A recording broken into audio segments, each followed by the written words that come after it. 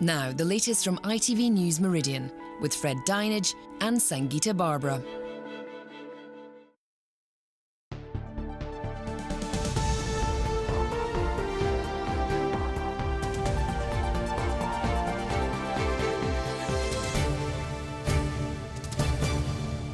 Good evening, welcome to ITV News Meridian. Tonight's headlines in the south. Motorway misery. We reveal how work to transform the M3 is 6 months behind schedule. For some, enough's enough. It's forced me to change direction job-wise, because we see endless miles and miles of cones and speed limits, but there's very little in the way of progress. Homes are evacuated as a fire spreads at a housing estate on Hayling Island. The very latest. A burst water main in a Worthing street flooded for the 5th time. Businesses ask, when will it end? And remember the dogs that looked like a pile of rags? Well, there's a happy ending that you'll want to hear about.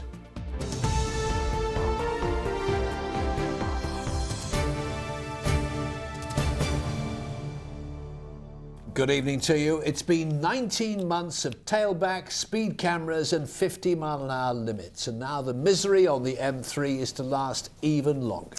A 6-month delay on work to expand the carriageway means there's at least another year of roadwork. Well, the scheme is to create a so-called smart motorway, 16 miles long in each direction from the M25 to just before Fleet Services, where the hard shoulder is being turned into a running lane. The cost is £158 million. Work was due to end in December this year, but now will go on until the end of June 2017. But some commuters have simply had enough, as our transport correspondent Mike Pearce now explains. For the last 18 months, drivers have faced misery because of the M3 roadworks. On busy days, the 16-mile upgrade has added up to 60 minutes on a journey. Matt Murphy lives in Basingstoke and until today drove to work near the end of the motorway in Twickenham. He says it's so bad he's now changed his job. And with the works now 6 months longer than expected, he's pleased he did. It's basically forced me to change direction job-wise, because we see endless miles and miles of cones and speed limits and cameras, but there's very little in the way of progress. It's extremely frustrating, and any incidents that occur, it has an immediate knock-on effect on the surrounding areas. Highways England are turning the road into a so-called smart motorway, with the hard shoulder becoming a running lane to ease congestion. But drivers say much of the time there's no work going on. Highways England say they now want to do more resurfacing and improvements to crash barriers that will take an extra 6 months. But critics say that should have been part of the original work, and it's all taking far too long. It just seems to take such a time, and it's not as if there's a lot of work going on. And I think that's the worry. It seems to be going at the contractor's pace rather than the road user's pace. Even though the completion will go into 2017, this means that there will be less disruption and it will remove the need of actually coming back to the network to do any other maintenance work. But you know, the critics will say it's totally incompetent to do it this way. You should have done it all as the one scheme. You're incompetent. That's what the critics say. Well, actually, this is an additional maintenance work which will become a part of the scheme. So the total scheme is going to be delivered as one scheme. But for drivers, it all adds up to an extra 6 months of frustration, with the work now ending next June. Mike Pearce, ITV News. Meanwhile, there's good news for those tolerating the roadworks on Dorset Spur Road. Repairs to the A338 will be finished on time. A week of night closures have been announced for the final phase, which will conclude in May.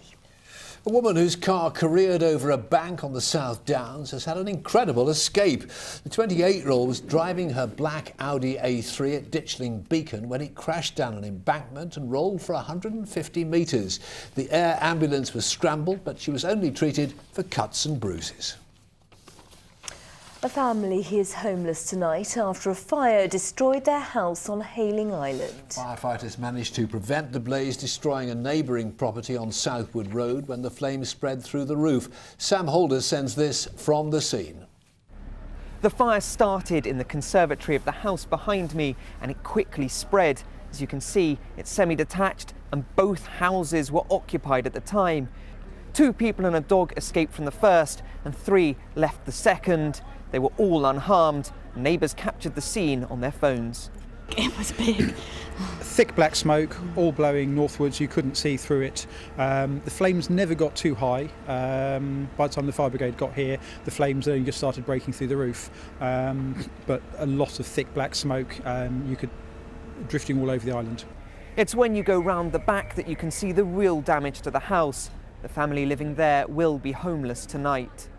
A lot of damage, as you can see, particularly in the one where the roof is off. The fire has spread into the next door property as well, but with some very aggressive firefighting tactics from our firefighting crews here, and we've managed to at least save the second property. 6 fire engines, a crane and 40 firefighters managed to put the fire out within just 20 minutes, but there'll be people here all night making sure the property is safe and damping down. Sam Holder, ITV News. A man who's accused of stabbing a grandmother to death in Dorset has appeared in court. Katrina O'Hara, who was 44, was killed at Jock's Barbers in Blandford in January. Stuart Thomas will stand trial on July the 11th. A man who was found guilty of torturing his friend to death has been jailed for 22 years. 41-year-old Adam Dominiak inflicted 70 injuries on Simon Kalita at his home in Malmesbury Road in Southampton in May last year. The English Junior Boxing Championships have been cancelled this weekend because of a police warning about a threat to life. Well, they were due to take place at the Mountbatten Centre in Portsmouth, but officers asked organisers to postpone the event, as Richard Jones now explains. 15-year-old Amy Cooper was due to box this weekend and was confident of becoming English under-70 kilo junior champion. Then she was told no fights would be taking place. I was just disappointed, really. I've trained so hard for these championships and I'm gutted that it's not going to happen this weekend. Hampshire Police met with organisers at the Mountbatten Centre this week and asked for the cancellation because of what they called intelligence relating to an ongoing investigation that might have an impact on the event. Nobody's told us anything. I've spoke to England Boxing and they've told us that it's in the police hands. It's nothing to do with them. They haven't stopped it. They want it to go ahead. It's not just those hoping to take part who are a bit baffled.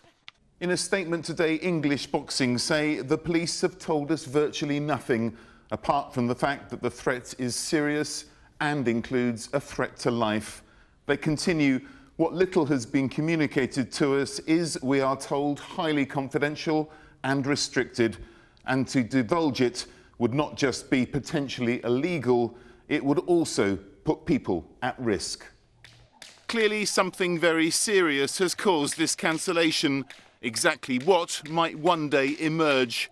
In the meantime, Amy is hoping the championships will be rearranged and she can get the chance to claim her title. Richard Jones, ITV News. Several properties have suffered flood damage in Worthing in Sussex after a water main burst in the early hours of this morning. It's the 4th time in the last decade that South Farm Road has flooded. Andy Dickinson has been speaking to the businesses affected.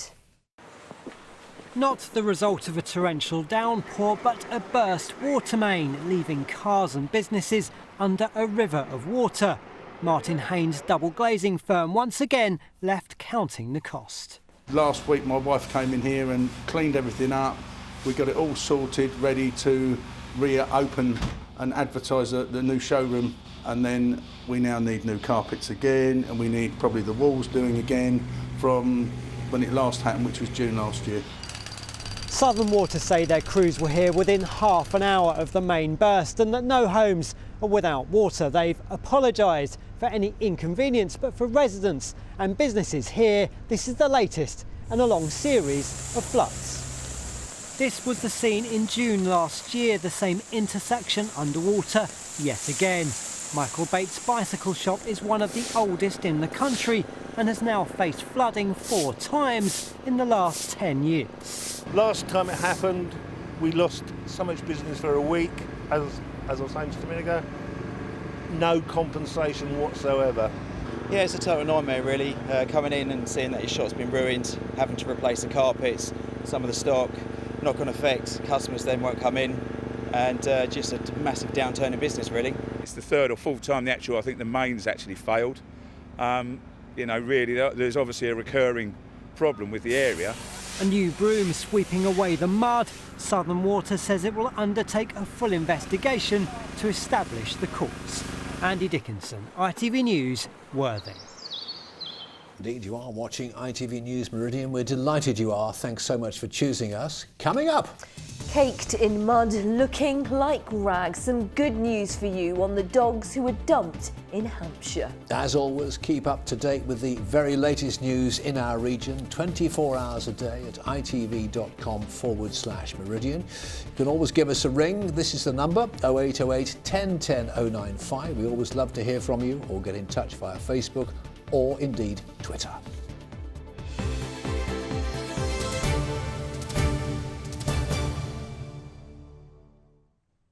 Thousands of workers got a 50p an hour pay rise today with the introduction of new laws. Yes, the so-called national living wage means that everyone over the age of 25 must receive at least £7.20 an hour.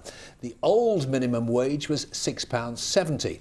It's been welcomed by many, saying it is long overdue, but critics say it could backfire.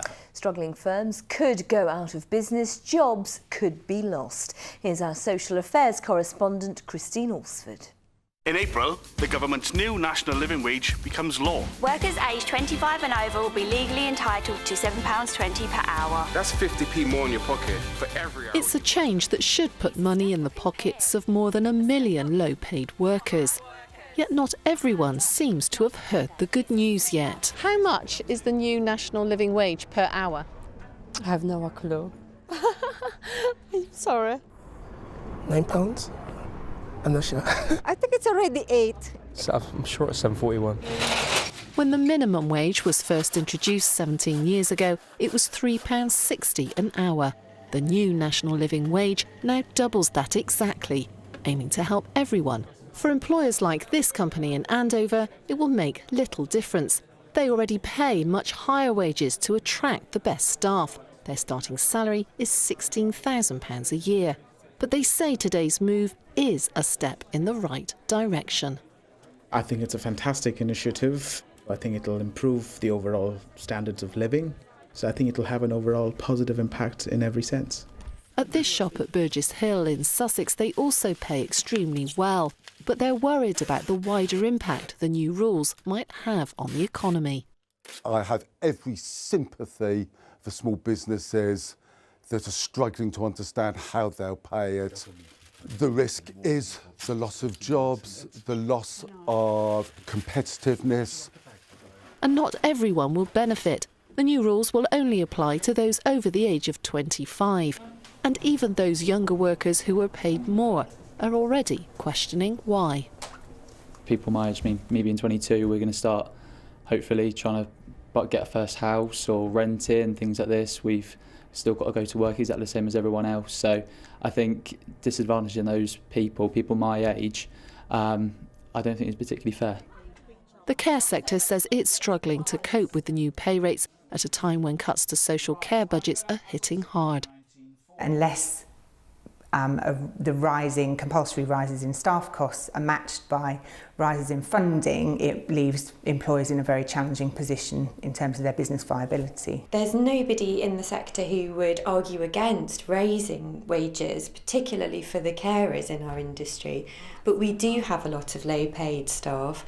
Some businesses in the Portsmouth area have told me that it will make a difference to them of between £100,000 and £150,000 a year, and that's money that we don't have. For hard workers. The government says the national living wage is all part of moves to deliver a higher wage, lower tax, lower welfare society where work always pays. A step up for Britain. But if ultimately it pushes up the costs of goods and services, the question is exactly who will end up being better off. Christine Osford, ITV News. OK, time now for the sport with Sarah Gom. And what a weekend in store, Sarah. Come on, you yellows. You're in fine voice there, Fred. Thank you. On Sunday, more than 30,000 Oxford United fans will head for Wembley to watch their team play Barnsley in the final of the Johnstone's Paint Trophy. League Two United might be the underdogs, but they're confident they can match their opponents both on and off the pitch. Media duties come thick and fast ahead of a trip to Wembley, and for Oxford boss Michael Appleton, the spotlight is getting ever warmer as his team prepare for Wembley and maintain a hold on automatic promotion from League Two. It's going to be the biggest day so far in my career, with the opportunity to lead a side out in a showcase final. There's a lot of players who probably might see it as one of their last opportunities to play at Wembley. And obviously from the fans' point of view, it's always a fantastic day out. I think the biggest thing about this one is the fact that it isn't a playoff as it is. It is a final. It's an opportunity to enjoy yourself, and that's something that'll be the last message from me probably on the day, to go and enjoy yourself. Sunday's game could represent the first time the U's have won a cup competition on this hallowed turf since winning the Football League Cup in 1986. Jeremy Charles scored the third goal as his side beat QPR 3-0. It's a great achievement. Any player to get to Wembley and play at the National Stadium in a cup final, then it's one of your aims in life as a young lad. It was a great day. We were 2-0 up. I think it was about 3 or 4 minutes to go, and obviously got the third goal, which I think everybody knew then that we'd won it, so we could obviously just relax a little bit. Sunday's League One opponents are edging closer to a playoff place themselves, but are playing down their status as favourites. They're a League One side in waiting, I'm sure they'll be in our league next year, in League One next year, and so we can't take them lightly. Not only have they got a good 11, they've got a good squad as well, so any 11 that Appy decides to put out will be a strong team, and one that we've really got to be at our maximum for if we want to win the game. And one Oxford supporter, cricketer Jack Brooks, now Yorkshire County Cricket Club's opening bowler, is hoping Appleton's team can silence his club president and lifelong Barnsley fan Dickie Bird. Yeah, they're a league above, but we're flying this year, and we've got 2 real good strikers. Kamar Roos sort of tore it up this year and taken sort of Swansea down as well in the FA Cup. So Barnsley probably start favourites because of the league position, but I'm pretty confident Oxford will turn them over. Let's hope he's right. Well, away from Wembley, our Premier League and Championship teams return to action after the international break. Bournemouth host Manchester City tomorrow. Manager Eddie Howe says his side are refreshed after their break in Dubai, and Southampton are at league leaders Leicester City on Sunday. In the Championship, Brighton are expecting a sellout crowd for their clash with league leaders Burnley at the Amex tomorrow.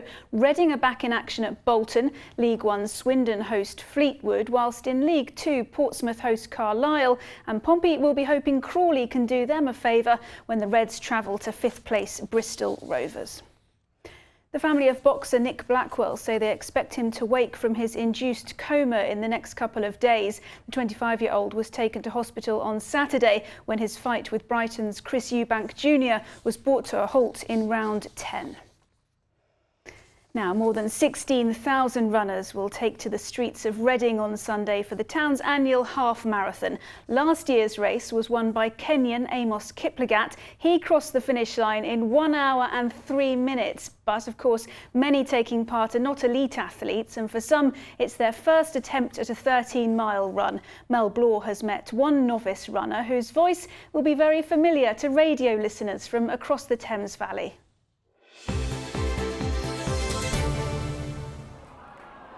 ITV Meridian Sport Report, sponsored by WeWantAnyCar.com, the Cash for Cars website.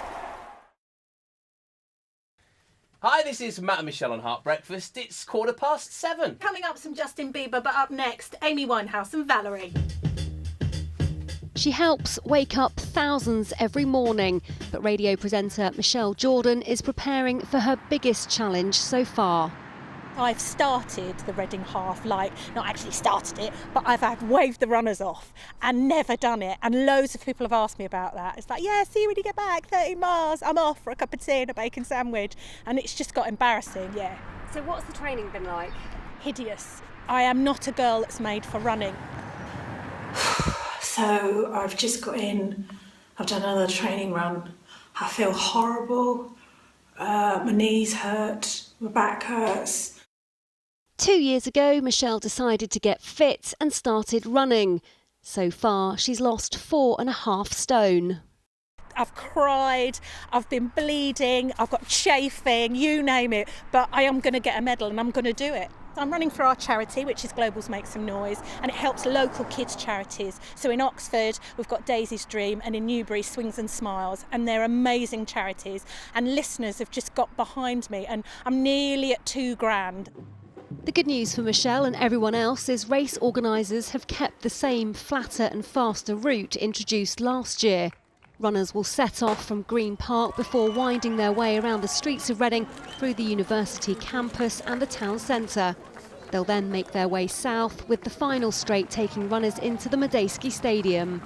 And it's here where they'll cross the finish line in front of a rapturous reception from hundreds of supporters in the stands. It's like an Olympic finish. Somebody that's not done a half marathon before to actually run in that entrance over there and come across the finish line, 15,000 people cheering you on, you just don't get any better. It's amazing. I would like to do it before they open the roads again, because that would be embarrassing coming up the A33 with a bus behind me. So I'm hoping it'll be 3 hours, I'm going to say 3 hours, 20 minutes. The race starts at 10 a.m. on Sunday. To see the full list of road closures, head to our website. Yes, as Mel mentioned there, head to our website for information about road closures and the race route. Good luck if you're taking part. Yeah, good luck everyone. Sarah, thank you. Yes, thanks very much, Sarah. From Sarah to Mavis. Here she is. She's a lovely dog. She's a big softie. Beautiful. But she wasn't always like that. Now, do you remember these shocking photos? The RSPCA said it was one of the worst cases of animal cruelty. 9 dogs dumped in Winchester in Hampshire a year ago, left in a filthy, unloved state. For the last 12 months, the brothers and sisters and their mum have been recovering under the care of the charity, and they have been rehomed. And Mavis was one of the 9 left abandoned, but now she has a new home in Odium. Here's Divya Kohli. Mavis can't contain her excitement, climbing all over her owner Sally, knowing a walk is in the offing. It's a world away from the state she was in last January. Now she's living in Odium and has a happy life.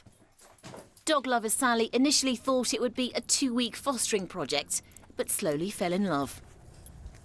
She's actually a very quiet dog, and I mean, she turned a corner pretty quickly. It's just been simple things, socialising with other dogs, going on lots of walks with people and other dogs, and yeah, it's taken a a lot of commitment and time, but she's really turned a corner. Mavis, her brothers and sisters and mother were all found in this matted state. Abandoned in Winchester, they looked more like old rags than animals. But after being rehabilitated and rehomed, Mavis, although still anxious, is doing brilliantly. RSPCA inspectors in Hampshire rescued them in such poor condition, underweight, filthy, with fur getting into the dog's eyes. But the search for those who abused them continues. The new owners believe harsher punishments need to be handed out to those who are cruel to animals. You have to remind people what these poor dogs went through. Somebody knows about this person or persons. You know, whether you're the milkman or you're a neighbour, somebody somewhere knows about this person, and it's just well, it beggars belief, you know, how anybody could just treat animals the way they do. RSPCA chiefs are urging anyone who suspects people are mistreating animals to contact them immediately. But Mavis is a lucky girl. She has a new lease of life with someone who couldn't imagine life without her. Divya Kohli, ITV News, Odium. So nice to see Mavis looking like a poodle. Meanwhile, Thames Valley Police has announced the UK's first cat unit, not a police dog unit, but a cat unit. Yes, the force made the announcement on its Twitter page, saying with training, felines will soon be helping in the fight against crime, possibly targeting cat burglars. Good at smelling a rat. Of course, though, we didn't fall for it, seeing as it's April Fool's Day. Nice try, though. Will the April Fool's Day weather fool Helen Plint? No chance. Here she is.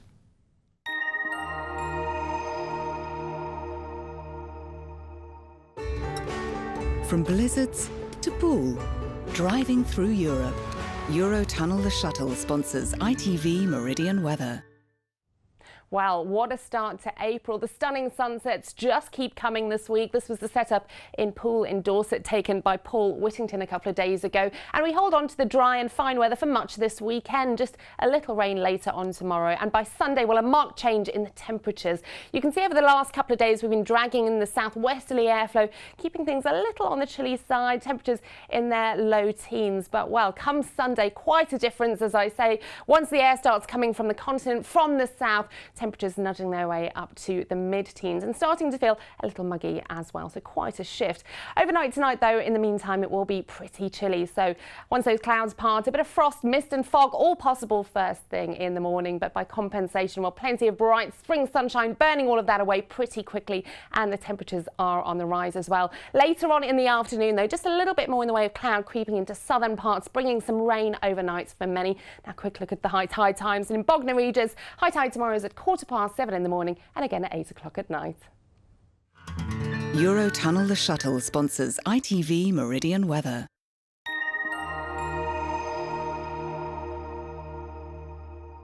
And with that, we declare it's Friday. In just a moment, the ITV Evening News with Alistair Stewart and Ranbir Singh. Sonia Mason has our late news. Do join her if you can. But for now, from the team here at ITV Meridian, thank you so much for watching. Enjoy your weekend. See you again on Monday. Until then, from all of us here. See you Monday. Happy weekend. Bye-bye.